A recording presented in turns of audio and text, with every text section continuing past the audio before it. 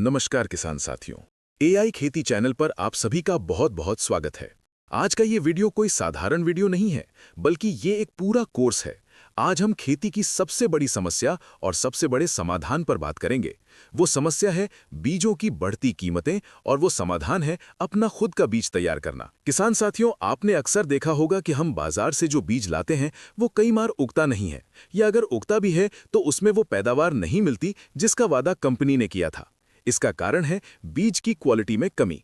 आज हम आपको विज्ञान की मदद से सिखाएंगे कि आप अपने घर पर ही ऐसा शक्तिशाली और शुद्ध बीज कैसे तैयार कर सकते हैं जो बड़ी से बड़ी कंपनी के बीज को भी पीछे छोड़ देगा।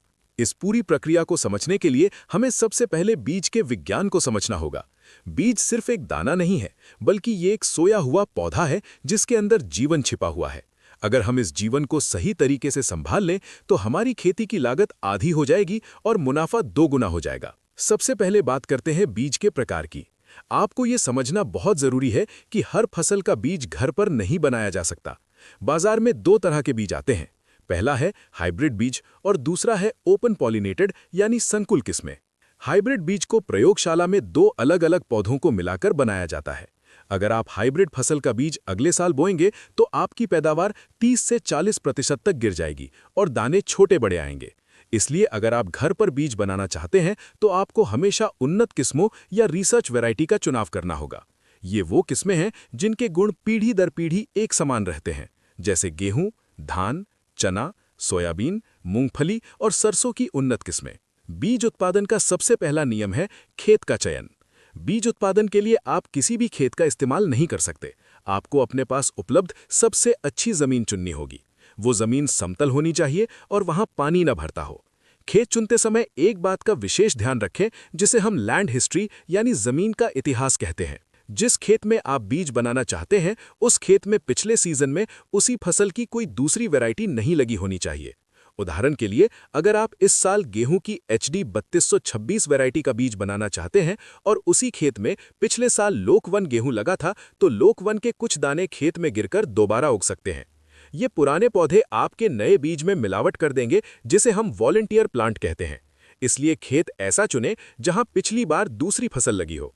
खेत की तैयारी के बाद अगला और सबसे महत्वपूर्ण तकनीकी विषय आता है, जिसे कृषि विज्ञान में आइसोलेशन डिस्टेंस या पृथक्करण दूरी कहते हैं। ये वो जादुई मंत्र है जो आपके बीज की शुद्धता को 100% तक ले जाएगा। आइसोलेशन डिस्टेंस का मतलब है कि आपके बीज वाले खेत और पड़ोसी के खेत के बीच कितनी दूरी होनी चाहिए। ये दूरी हर फसल के लिए अलग अलग होती है और ये इस बात पर निर्भर करती है कि उस फसल में परागण यानी पॉलिनेशन कैसे होता है। फसलों को हम 3 श्रेणियों में बांटते हैं। पहली श्रेणी है स्वपरागित फसलें यानी सेल्फ पॉलिनेटेड क्रॉप्स। इसमें गेहूं, धान, जई, जौ, मूंगफली, सोयाबीन और टमाटर जैसी फसलें आती हैं। इन फसलों में फूल खिलने से पहले ही नर और मादा का मिलन हो जाता है, इसलिए इनमें बाहर से मिलावट का खतरा बहुत कम होता है। अगर आप इन फसलों का बीज बना रहे हैं तो आपको दूसरे खेत से मात्र 3 मीटर यानी लगभग 10 फीट की दूरी रखनी काफी है। दूसरी श्रेणी है परपरागित फसलें यानी क्रॉस पॉलिनेटेड क्रॉप्स। ये सबसे कठिन श्रेणी है। इसमें मक्का, बाजरा, प्याज, गोभी, मूली और कद्दू वर्गीय सब्जियां आती हैं। इन फसलों में हवा और मधुमक्खियों के द्वारा परागकण एक खेत से दूसरे खेत में उड़कर जाते हैं। मक्का के परागकण हवा में 500 मीटर तक उड़ सकते हैं। इसलिए अगर आप मक्का या बाजरा का बीज बना रहे हैं तो आपको पड़ोसी के मक्का के खेत से कम 400 से 500 मीटर की दूरी बनाकर रखनी होगी। अगर इतनी दूरी संभव नहीं है तो आप समय का अंतर रख सकते हैं, जिसे हम टाइम आइसोलेशन कहते हैं। आप अपनी बुआई पड़ोसी से 25 दिन पहले या 25 दिन बाद करें, ताकि जब आपकी फसल में फूल आए तो पड़ोसी के खेत में फूल ना हो। तीसरी श्रेणी है ऑफन क्रॉस पॉलिनेटेड क्रॉप्स। इसमें ज्वार, कपास, अरहर, भिंडी और बैंगन जैसी फसलें आती हैं। इनमें 5 से 25% तक क्रॉस पॉलिनेशन हो सकता है। इनके शुद्ध बीज के लिए आपको कम से कम 200 मीटर से लेकर 400 मीटर तक की दूरी रखनी चाहिए। आइसोलेशन के बाद अगला चरण आता है बुआई का तरीका। आम खेती में हम अक्सर छिड़काव विधि से बुआई करते हैं, लेकिन बीज उत्पादन के लिए हमेशा कतारों में यानी लाइन में बुआई करनी चाहिए। लाइन से लाइन की दूरी सामान्य खेती से थोड़ी ज्यादा रखें। इससे 2 फायदे होंगे।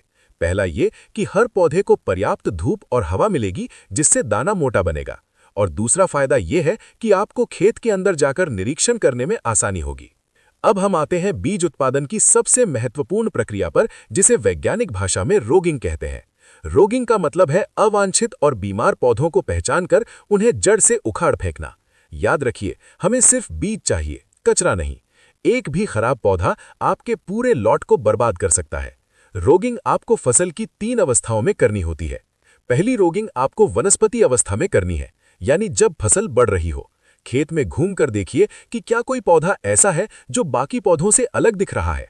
हो सकता है उसकी पत्तियां थोड़ी चौड़ी हो, या उसका रंग ज्यादा गहरा हो, या वो पौधा सामान्य से ज्यादा लंबा या बौना हो।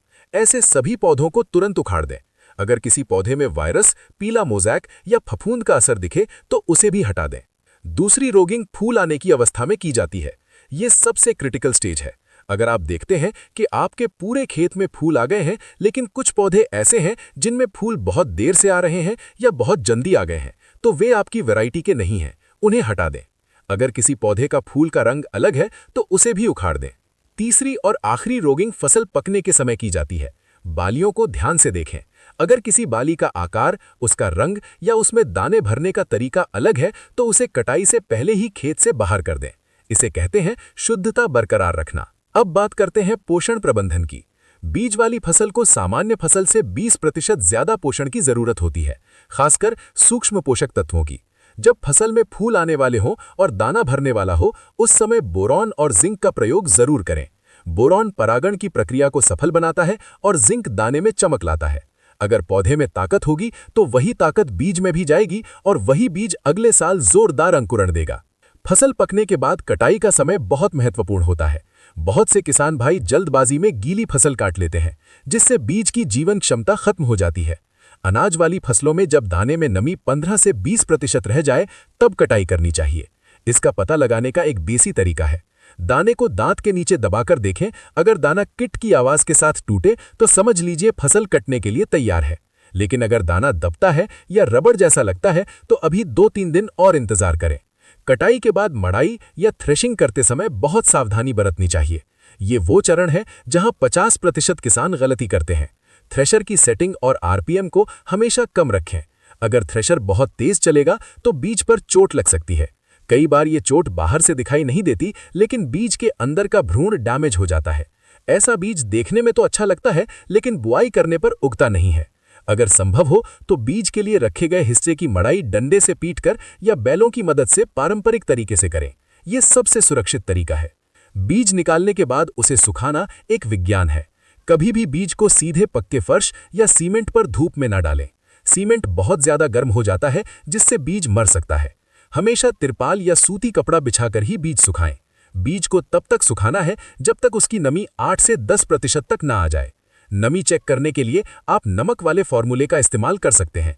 एक कांच की सूखी बोतल में बीज भरें और उसमें 1 चम्मच सूखा नमक डालकर ढक्कन बंद करके धूप में रख दें। आधे घंटे बाद देखें, अगर नमक बोतल की दीवार पर चिपक रहा है तो इसका मतलब बीज में अभी नमी है और उसे और सुखाने की जरूरत है। अंत में आता है भंडारण। आपने इतनी मेहनत करके सोना तैयार किया है, अब उसे सुरक्षित रखना आपकी जिम्मेदारी है। भंडारण के लिए हमेशा एयर टाइट यानी हवाबंद बर्तनों का ही प्रयोग करें। अगर बीज के पास हवा और नमी जाएगी तो उसमें कीड़े लगेंगे और उसकी उगने की क्षमता कम होगी। भंडारण करते समय रसायनों का प्रयोग करने से बचें। आप प्राकृतिक तरीकों का इस्तेमाल कर सकते हैं। नीम की सूखी पत्तियां, माचिस की तीलियां या फिर पारा की गोलियों का इस्तेमाल किया जा सकता है। एक बहुत ही शानदार और प्राचीन तरीका है बीज को राख या बालू रेत के साथ मिलाकर रखना। राख नमी को सोख लेती है और कीड़ों को चलने नहीं देती, लेकिन ध्यान रहे राख पूरी तरह ठंडी होनी चाहिए। आजकल बाजार में बीज भंडारण के लिए खास तरह की थैलियां भी आ गई हैं, जिन्हें सुपर ग्रेन बैग्स कहा जाता है। इन बैग्स के अंदर ऑक्सीजन और नमी बिल्कुल नहीं जा पाती। अगर आप लंबे समय के लिए बीज रख रहे हैं तो इन थैलियों का प्रयोग कर सकते हैं। भंडारण करने के बाद उस बर्तन पर एक लेबल जरूर लगाएं। उस पर फसल का नाम, वैरायटी का नाम, कटाई की तारीख और उपचार का तरीका लिख दें। ये छोटी सी आदत आपको अगले सीजन में बहुत मदद करेगी। बुआई का सीजन आने से 15 दिन पहले अपने बीज का अंकुरण परीक्षण यानी जर्मिनेशन टेस्ट जरूर करें। 100 बीज गिनकर गीले टाट या अखबार में लपेट कर रखें और देखें कि कितने बीज उगते हैं। अगर 80 से ज्यादा बीज उगते हैं तो आपका बीज उत्तम है। अगर 70 से कम बीज उगते हैं तो आपको बुआई के समय बीज की मात्रा बढ़ानी पड़ेगी। किसान साथियों, बीज बनाना सिर्फ खेती का हिस्सा नहीं है, ये एक जिम्मेदारी है। जब आप अपना बीज खुद बनाते हैं तो आप बाजार के मायाजाल से मुक्त हो जाते हैं। आप अपनी मिट्टी और अपनी जलवायु के अनुसार अपनी खुद की एक वैरायटी विकसित कर लेते हैं जो किसी भी बाहरी कंपनी के बीज से ज्यादा टिकाऊ होती है। एआई खेती का यही प्रयास है कि हम तकनीक और पुराने ज्ञान को मिलाकर एक नई कृषि क्रांति लाएं। हमें उम्मीद है कि इस वीडियो में दी गई जानकारी आपके बहुत काम आएगी। आप इस साल कौन सी फसल का बीज बनाने की योजना बना रहे हैं, हमें कमेंट करके जरूर बताएं। अगर आपके मन में बीज उत्पादन को लेकर कोई भी सवाल या शंका है तो बेझिझक पूछें। हम हर सवाल का जवाब देने की पूरी कोशिश करेंगे। इस वीडियो को अपने साथी किसानों के साथ शेयर जरूर करें, क्योंकि ज्ञान बांटने से ही बढ़ता है। चैनल को सब्सक्राइब करना न भूलें ताकि भविष्य में आने वाली ऐसी ही महत्वपूर्ण वैज्ञानिक जानकारी आपको सबसे पहले मिल सके। जुड़े रहिए एआई खेती के साथ और अपनी खेती को बनाइए उन्नत और आत्मनिर्भर। अगले वीडियो में हम फिर मिलेंगे एक नई तकनीक और नई जानकारी के साथ।